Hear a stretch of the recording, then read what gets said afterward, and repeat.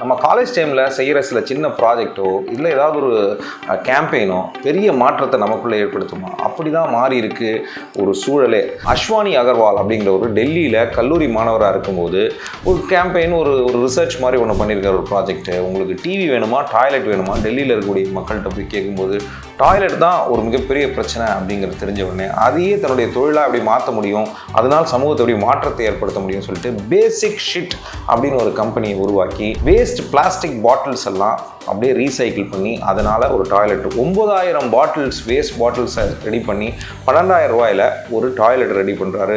இதில் எங்கே வேணாலும் கொண்டு போய் இந்த டாய்லெட்டை ஈஸியாக இன்ஸ்டால் பண்ண முடியும். அதுக்கு ட்ரைனேஜ் சிஸ்டம் கூட தேவையில்லை.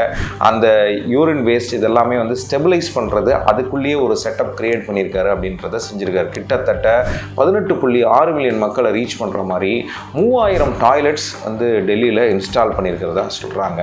பேசிக் ஷிட் அப்படிங்கிற இந்த நிறுவனம் மூலமாக இவர் எடுத்திருக்கிற இந்த முயற்சி ஒரு சமூக மாற்றத்துக்கான ஒரு நல்ல முயற்சி. குழந்தைகளை இது இன்ஸ்பயர் பண்ணணும்னு தோணுச்சுன்னா கண்டிப்பாக இந்த வீடியோவை ஷேர் பண்ணுவோம். பூமியும் மக்களையும் கேர் பண்ணுவோம்.